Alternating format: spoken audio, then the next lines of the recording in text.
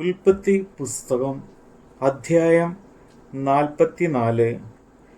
അനന്തരം അവൻ തൻ്റെ ഗൃഹവിചാരകനോട്, നീ ഇവരുടെ ചാക്കിൽ പിടിപ്പത് ധാന്യം നിറച്ച് ഓരോരുത്തൻ്റെ ദ്രവ്യം അവനവൻ്റെ ചാക്കിൻ്റെ വായ്ക്കൽ വയ്ക്കുക. ഇളയവൻ്റെ ചാക്കിൻ്റെ വായ്ക്കൽ വെള്ളി കൊണ്ടുള്ള എൻ്റെ പാനപാത്രവും അവൻ്റെ ധാന്യവിലയും വയ്ക്കുക എന്ന് കൽപ്പിച്ചു. യോസഫ് കൽപ്പിച്ചതുപോലെ അവൻ ചെയ്തു. നേരം വെളുത്തപ്പോൾ അവരുടെ കഴുതകളുമായി അവരെ യാത്ര അയച്ചു. അവർ പട്ടണത്തിൽ നിന്ന് പുറപ്പെട്ട് ദൂരത്താകും മുമ്പേ യോസഫ് തൻ്റെ ഗൃഹവിചാരകനോട്, എഴുന്നേറ്റ് ആ പുരുഷന്മാരുടെ പിന്നാലെ ഓടിച്ചെല്ലുക. ഒപ്പം എത്തുമ്പോൾ അവരോട്, നിങ്ങൾ നന്മയ്ക്ക് പകരം തിന്മ ചെയ്തത് എന്ത്? അതിലല്ലയോ എൻ്റെ യജമാനൻ കുടിക്കുന്നത്? അതിനാലല്ലയോ ലക്ഷണം നോക്കുന്നത്? നിങ്ങൾ ഈ ചെയ്തത് ഒട്ടും നന്നല്ല എന്ന് പറയുക എന്ന് കൽപ്പിച്ചു. അവൻ അവരുടെ അടുക്കൽ എത്തിയപ്പോൾ ഈ വാക്കുകൾ അവരോട് പറഞ്ഞു. അവർ അവനോട് പറഞ്ഞത്, യജമാനൻ ഇങ്ങനെ പറയുന്നത് എന്ത്? ഈ വക കാര്യം അടിയങ്ങൾ ഒരു നാളും ചെയ്യുകയില്ല. ഞങ്ങളുടെ ചാക്കിൻ്റെ വായ്ക്കൽ കണ്ട ദ്രവ്യം ഞങ്ങൾ കനാൻ ദേശത്ത് നിന്ന് നിന്റെ അടുക്കൽ വീണ്ടും കൊണ്ടുവന്നുവല്ലോ. പിന്നെ ഞങ്ങൾ നിന്റെ യജമാനന്റെ വീട്ടിൽ നിന്ന് വെള്ളിയും പൊന്നും മോഷ്ടിക്കുമോ? അടിയങ്ങളിൽ ആരുടെ പക്കൽ എങ്കിലും അത് കണ്ടാൽ അവൻ മരിക്കട്ടെ. ഞങ്ങളും യജമാനന് അടിമകളായിക്കൊള്ളാം. അതിന് അവൻ, നിങ്ങൾ പറഞ്ഞതുപോലെ ആകട്ടെ. അത് ആരുടെ പക്കൽ കാണുന്നുവോ അവൻ എനിക്ക് അടിമയാകും. നിങ്ങളോ കുറ്റമില്ലാത്തവരായിരിക്കും.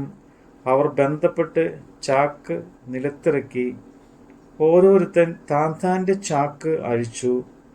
അവൻ മൂത്തവൻ്റെ ചാക്ക് തുടങ്ങി ഇളയവൻ്റെ വരെ ശോധന കഴിച്ചു. ബെന്യാമിൻ്റെ ചാക്കിൽ പാനപാത്രം കണ്ടുപിടിച്ചു. അപ്പോൾ അവർ വസ്ത്രം കീറി ചുമട് കഴുതപ്പുറത്ത് കയറ്റി പട്ടണത്തിലേക്ക് മടങ്ങിച്ചെന്നു. യഹൂദയും അവൻ്റെ സഹോദരന്മാരും യോസഫിൻ്റെ വീട്ടിൽ ചെന്നു. അവൻ അതുവരെയും അവിടെ തന്നെ ആയിരുന്നു. അവർ അവൻ്റെ മുമ്പാകെ സാഷ്ടാംഗം വീണു.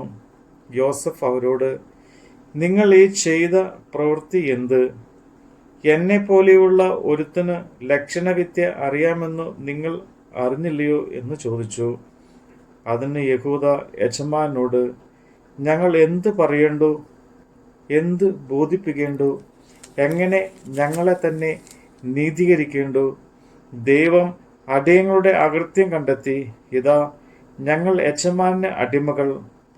ഞങ്ങളും ആരുടെ കയ്യിൽ പാത്രം കണ്ടുവോ അവനും തന്നെ എന്ന് പറഞ്ഞു. അതിന് അവൻ, അങ്ങനെ ഞാൻ ഒരു നാളും ചെയ്യുകയില്ല. ആരുടെ പക്കൽ പാത്രം കണ്ടുവോ അവൻ തന്നെ എനിക്ക് അടിമയായിരിക്കും.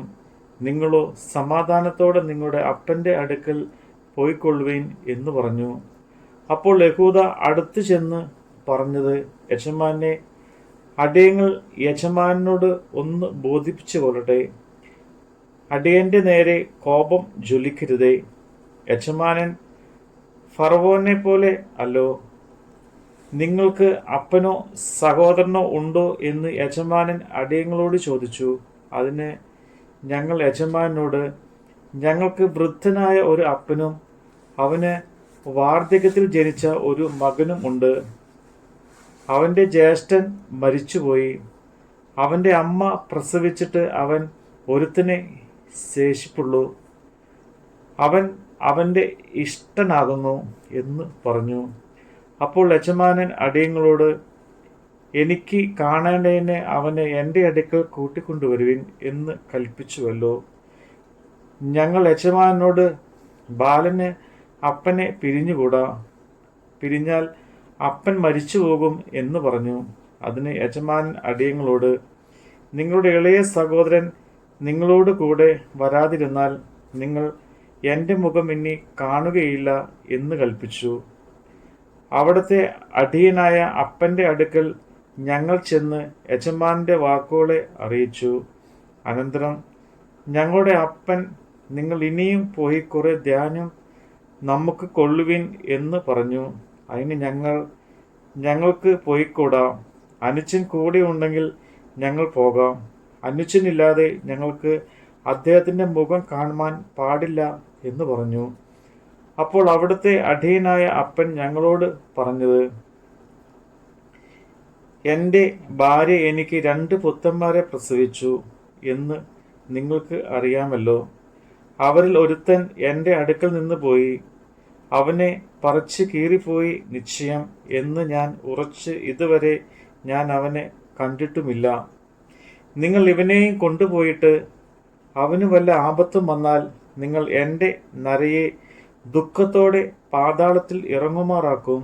അതുകൊണ്ട് ഇപ്പോൾ ബാലൻ കൂടെയില്ലാതെ ഞാൻ അവിടുത്തെ അടിയനായ അപ്പൻ്റെ അടുക്കൽ ചെല്ലുമ്പോൾ അവൻ്റെ പ്രാണൻ ഇവൻ്റെ പ്രാണനോട് പറ്റിയിരിക്കുകൊണ്ട് ബാലൻ ഇല്ലെന്ന് കണ്ടാൽ അവൻ മരിച്ചു പോകും.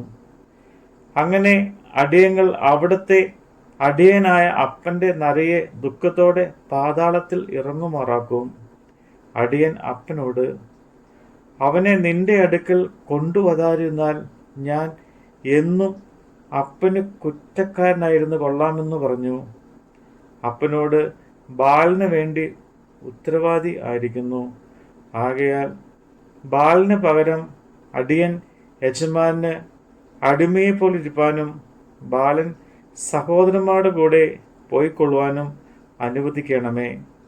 ബാലൻ കൂടെയില്ലാതെ ഞാൻ എങ്ങനെ അപ്പൻ്റെ അടുക്കൽ പോകും? അപ്പൻ അനുഭവിക്കുന്ന ദോഷം ഞാൻ കാണേണ്ടി വരുമല്ലോ. നമ്മുടെ കർത്താവിൻ്റെ വചനമാണ് നമ്മൾ കേട്ടത്.